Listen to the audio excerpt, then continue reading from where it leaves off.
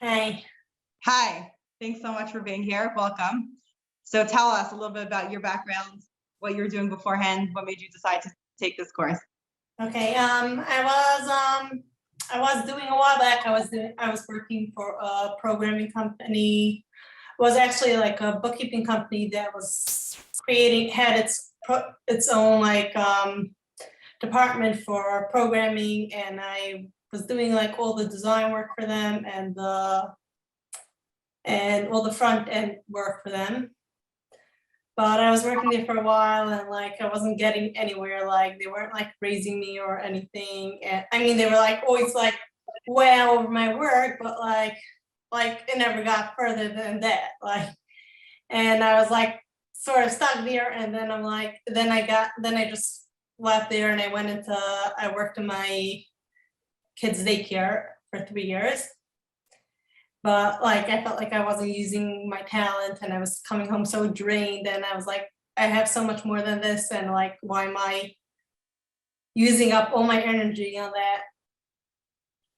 What did you originally train as? Were you trained as a graphic designer or in programming for your first job? No, I taught myself on the job. So you're always like a tech savvy kind of a person? Yeah. Okay, so this wasn't like a hard decision in terms of like you knew that design and technology were Right. something up your alley, but you were looking for a job that was more sounds like flexible, right? Was that part of the move to the daycare? Flexible, and also like, I never took any formal design training, and I felt like if I would start taking design training, it would be like too boring because I know too much. But like I'm saying, whatever. I'm doing marketing and websites for people. I'm doing both of them together. So you're self-employed now? Yeah. And you're already using what you learned in the course for new clients? Yeah. And you were self-employed beforehand, or you started? Like, I didn't go back to that job for the beginning of this year, and whatever. I'm saying I'm just starting out now. Like, wow, that's so cool. So how have you been able to land your first clients? It's a big deal. Actually through LinkedIn. Really? Oh, yeah. cool. First I did it for a relative, and then I landed someone on LinkedIn. At what week in the course were you confident enough to go out there on LinkedIn and take on clients? Actually, it was like now I'm posting, but like it was before I started posting. It was like, I don't know, someone like saw my profile. I had a copywriter write my profile, and like it's really good, and someone liked it, and yeah. It was good. I hope we're connected. probably like week 10. I don't know. I'm not sure. Wow, that's so cool. So at week 10, somebody reached out to you organically. Not to do. Actually maybe a little bit later, but I'm saying it was like more like to build him a website and put in like the SEO principles, and like so he shouldn't have to redo the work later. That's amazing. And you're putting out content now on LinkedIn, and that's your like number one way of getting clients? I'm trying to. I was gonna try to cold call and whatever. I'm just like starting, you know. Do you have a goal of like how many hours is ideal for you to work, or like how much you expect to earn, or whatever you're comfortable sharing? I have 2 little kids. I don't want to be working like full time. My goal is to work like 25 hours a week. Amazing. That's really cool. And I would imagine that it doesn't take a lot of clients to make more than you were making at daycare, right? Oh, definitely. Yeah, no, it was like, I went there, like I'm saying, it wasn't like a long-term thing. It wasn't like. Or even as a temporary job, but doing it, right. Like it must feel cool. Like, I would guess like 2 or 3 clients, like working 25 hours a week from home, would already make more than. Probably triple that, yeah.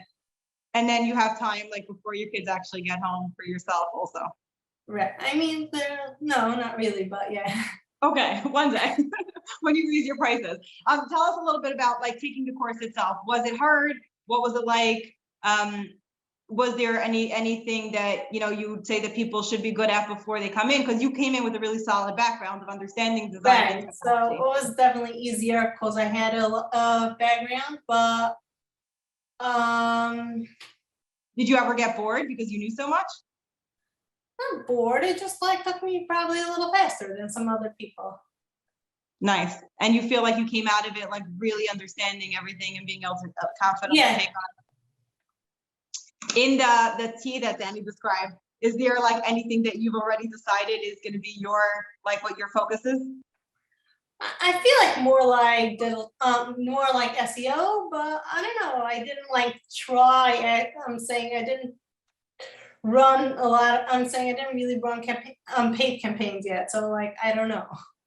So we'll see. Okay. And what would you tell somebody who's not particularly tech savvy? Like, do you think that they could do well too? If someone, let's say, likes to write, then I think it's good for them. I mean, I particularly, and that's not my strong point. I have like, I'm saying, I think I have like all the other skills, but I'm saying writing is not like my #1 point.